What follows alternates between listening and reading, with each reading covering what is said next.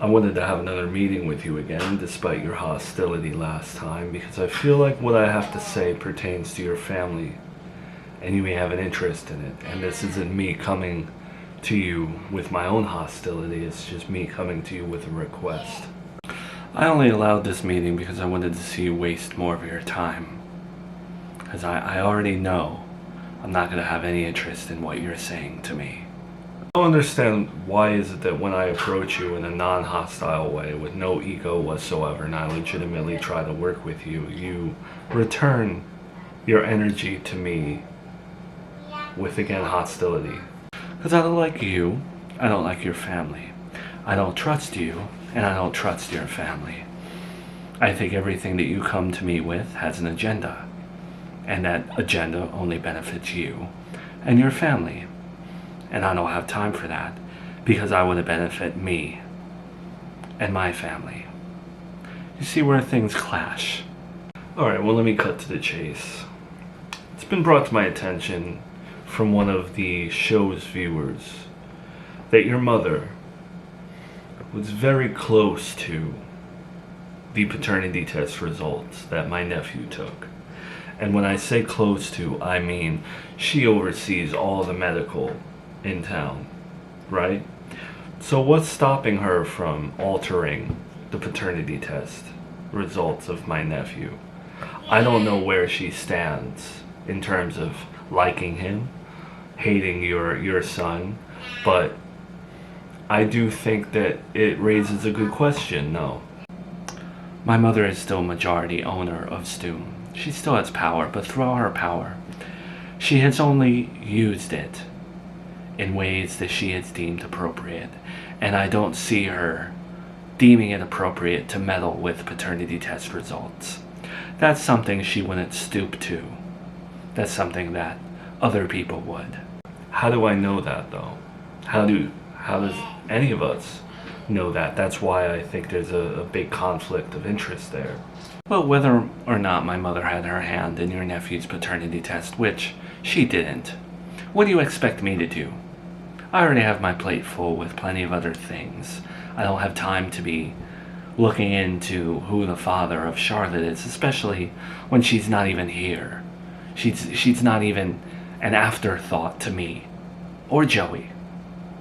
Well, Charlotte's been to pediatricians here in town. She's been in the hospital, so has your son. DNA is out there. You have access to all the DNA. Why don't we simply just do a little test and see whether or not Brian is actually Charlotte's father? And I bring this up because I have a business. I have an image to protect, as do you, I would say. No one wants their image smeared. Denied. No. The answer is no. Not entertaining this. And why is it no? Can I ask that?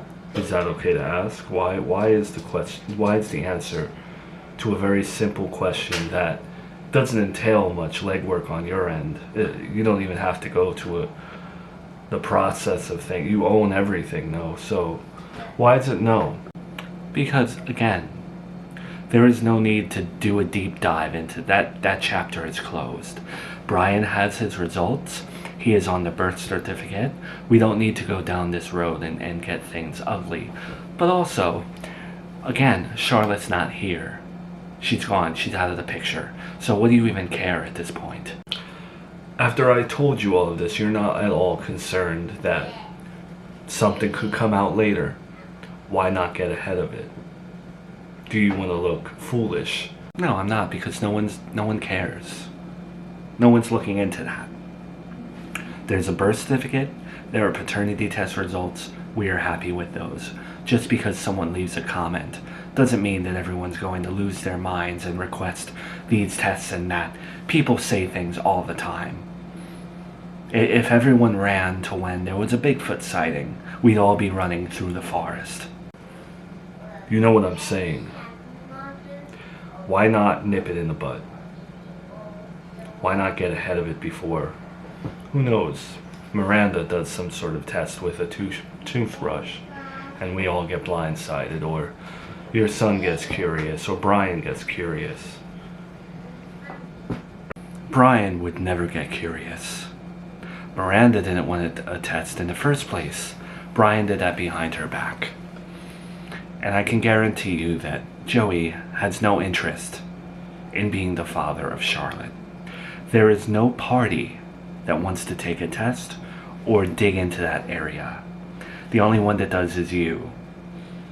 And you can sit here and pretend that you're worried about your image or this and that, but there's still that part of you that doesn't want to be related to Charlotte, and you want to villainize Miranda for faking a test or make my family look bad, this and that, and I'm not falling for it. But also, my son is on a great journey right now in terms of his work. He doesn't need to be the father of a baby. He doesn't need children. So we're not doing it. So the answer is a simple no. You're not even going to entertain the thought. Yes, a simple no. I would say it in a different language, but I don't know any other languages. And if you happen to disobey what I just said, remember who holds the power in this town when it comes to that stuff. You want to talk about tampering with DNA test results? I can do that now. I can make them the results whatever I want. So don't even go down that road. And people think I'm the villain when you sit here and openly admit that you would tamper with DNA test results. What else are you going to tamper with? Pregnancy test results? Blood test results?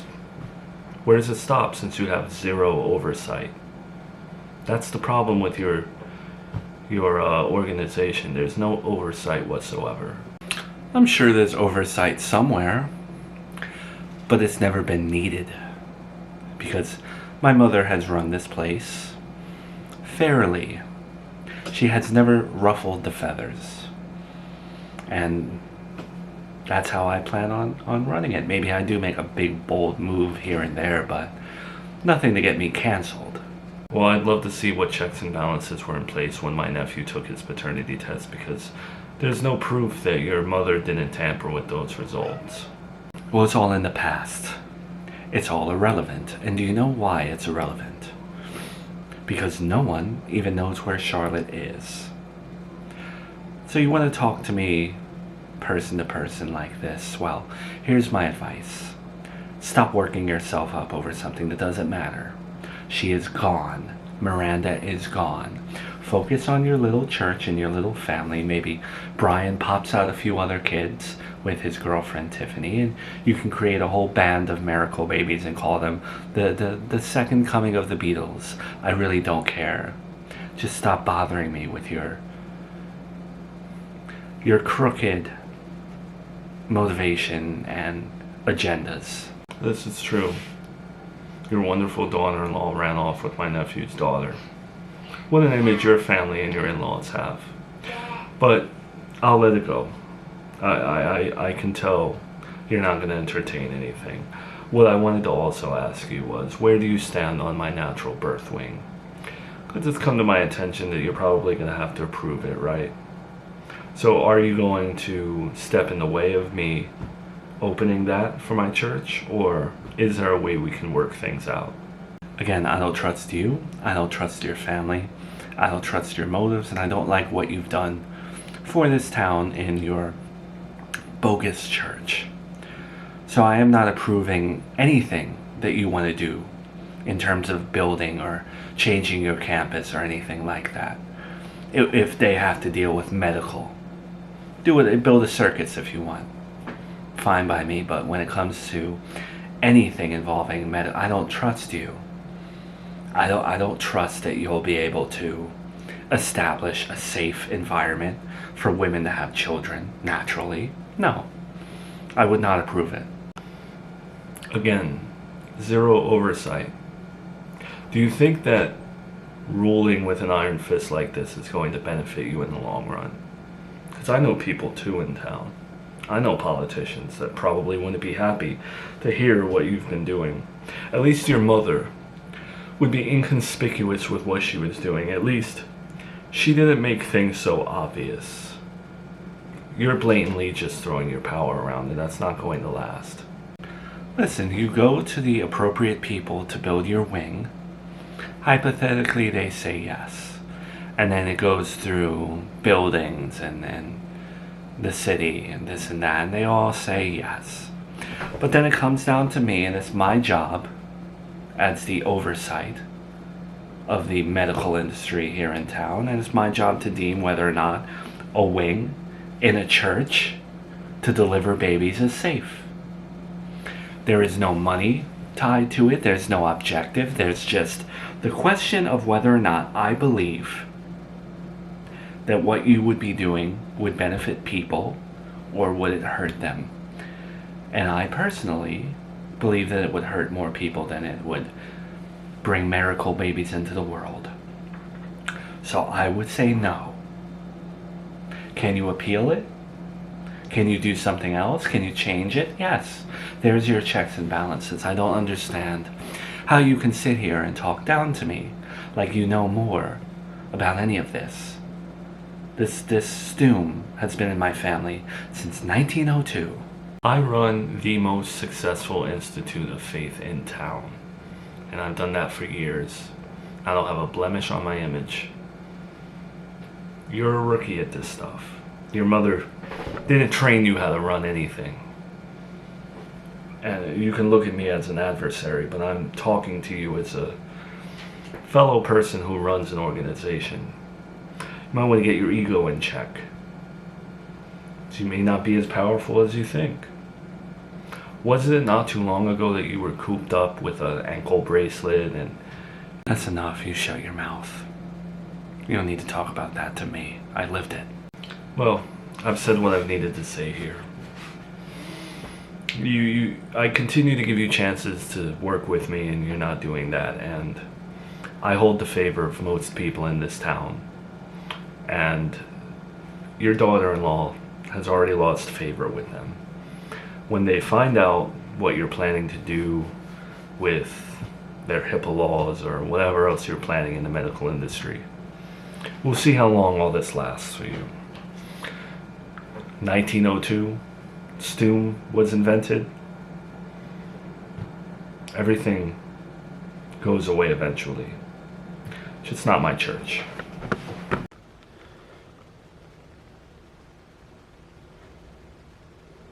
Well, it's you make such a big stink about like you wanting to be with me and stuff, and I let you stay here, and I entertain a lot of things, and I said I wanted you here, right? But I see you have like a dating profile online.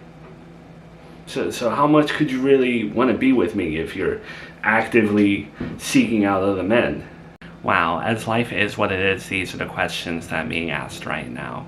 I mean, I could ask you the exact same thing from a person who told me that you want nothing to do with the dating world. Why are you on a dating website right now? Like, you wouldn't have seen me if you weren't on the site yourself. My dating profile was old. You know what I mean? Okay, whether it's old or not, why were you logged in? Why were you browsing, and why did my name pop up? You had to be on the site, you know what I mean? Whether it's old or not. I would just, when you're grieving and when you're going through things, like you do a deep dive on like old, I don't know. I'm just, again, this is about me. It's more about like, you make such a fuss about, oh, I want to be with you and you're the only one I love, this and that. But then you contradict yourself by having a dating profile. It just doesn't make sense with me. How am I supposed to trust you as an individual who's telling me these things, that you adore me and all this, but everything you're standing there and telling me, it kind of feels like, call me crazy, but I'm very observant with you, that it's laced with jealousy in some way.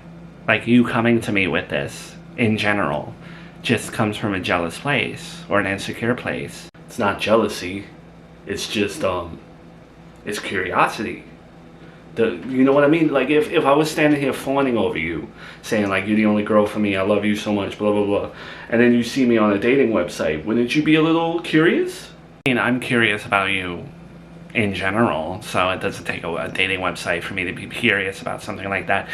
But to be honest, I have not logged into my profile in maybe a decade or less, a little less than a decade. Alright, if you haven't logged in, then it is what it is. Let me guess, you don't believe me and you think that I was browsing men's profiles in your house, at your table, while you're in the other room. I don't believe you. Do me a favor, go to my profile and look at what the headline says. The very first top line. That line, talk about insecure, that was me trying to initiate a conversation. I wrote it there and I wanted someone to be like, oh, I know what she's talking about, let me reach out to her and make a thing. And it worked, but it only attracted creeps. But still, what's the line say? Your headline is, I can't believe they just did that to Glenn on Walking Dead. I never watched Walking Dead, so I don't know what that means. Yeah, so Glenn was a character, spoiler alert, if you don't want to hear this, close your ears. Glenn was a character that got killed off, but this was literally years ago. This was before probably 2020. So that's how long ago it's been since I've logged in. Alright. You can't blame me for, being curious. Seeing you there and... Yeah, but I just don't understand why you were browsing yourself. You literally told me the other day, you don't want to date. And here you are on the website, searching profiles. How's that supposed to make me feel? I know, my feelings don't matter, but... It wasn't like that though, Melissa. It's just sometimes when I get sad and when I spiral, I go through old messages and I creep people's profiles and I try to make myself feel like I'm back in an older time. I think we all do that, no? No, can't say I've ever done that. I mean, maybe with you, shamefully, I've looked at things, but I don't go digging and rereading things that are collecting dust. I still feel like there's more to it, though. Like, what attracts you to messages like that? And I want you to be real with me. You want me to be honest? Back in the day when me and Chelsea were talking, we were on that site too. And I guess I wanted to reread her messages because it was a different period in time when like Junior was alive and I wasn't thinking about Miranda and I wanted to move on. So there were funny parts of our conversation that I wanted to reread and feel like I was back there. There's a little bit of an ick factor there because that girl, Chelsea, hated her a little bit more than Miranda, maybe. She's married to your sister, and you're creeping old conversations between you both? That's nasty. You asked me, I'm not. Well, my mom's calling me, so just forget I brought everything up. Yeah, what's going on, Ma? I have Melissa here, so I don't really want to spend a lot of time on the phone. So what? You don't want to talk on the phone because your ex-girlfriend is soon to be your girlfriend again and you're on a date? She's in my house. I don't want her like rummaging through stuff, So you had this girl in your house after everything she's done and you don't trust her. You won't even be on the phone because you think she's going to rummage through your things. What'd you call me for, Ma? Was it really just badgering me about Melissa being in my house? No. I called you because I want you to make sure that you avoid ever sitting down with any of the Montgomerys for any questioning or advice or anything that may come up. Yeah, alright, that's fine. I don't really think the Montgomery family is going to reach out to me. Oddly enough, Brian did, because he's trying to get me to I don't know if I hear anything about Miranda, let him know type thing, but I haven't heard nothing from her. It's been radio silence, but he's the only Montgomery that's reached out to me. I'd rather not go into why you need to avoid them. Just avoid them, especially the uncle. You tell me that, avoid these people, but then you're not going to tell me why? Come on. How am I supposed to sleep when you tell me something like that? Because the uncle got a bug up his butt that Nanny Agatha had no oversight back in the day when Brian took a paternity test to see if Charlotte was his, and he is afraid that she might have tampered with the results, meaning you could possibly be... We're not doing that. Nah, I don't even want to hear that, Ma. Well, that's why I called you and warned you. So I don't want you to be influenced. You don't have to worry about that, Ma. I don't have kids anymore. I don't have a son anymore. So my days of paternity tests are over. I don't even want to hear that word. I've held Charlotte. Baby looks nothing like me. She looks like her father. So, still, I don't even want to be having this conversation. Well, what did you say that he got that from? I believe the uncle, Jonathan, he saw a comment in someone, and he agreed with it, I guess, and he wanted to look deeper into it. And he requested that I, on my end, do some research, which I refuse. I think about you and your situation. The last thing you need is some paternity test stuff, and to find out, no, your life is good right now. I will destroy all evidence of DNA. I really don't care. Bro, there's people out there who still think Uncle Jimmy's alive. There's people out there who still talk about Melissa's baby, Chris. Did you tell him, like, we don't just, go take paternity tests because some people say that? Well, I also wanted to make sure that, I don't know, I didn't want you to look into it or something, because I know you may look at this as a way to be attached to Miranda, and I don't know. What do you mean? You think because like, hypothetically I was her dad, I'd have a tie to Miranda again? I don't live my life like that. Yeah. I know that the loss of Junior was tragic. And there were so many elements to that sadness and grief that we all still carry. But there's also the matter of he was the final tie between you and Miranda. No matter what divorce you got, no matter how much distance you put between one another, you would always be tied to her through Junior, and with him gone, you have no tie. So I could see the uncle influencing you and saying something like, hey, don't you want to at least look into it? And he has his own agenda too, I know grief right now with you may be influenced. No. I wouldn't want Charlotte to be mine.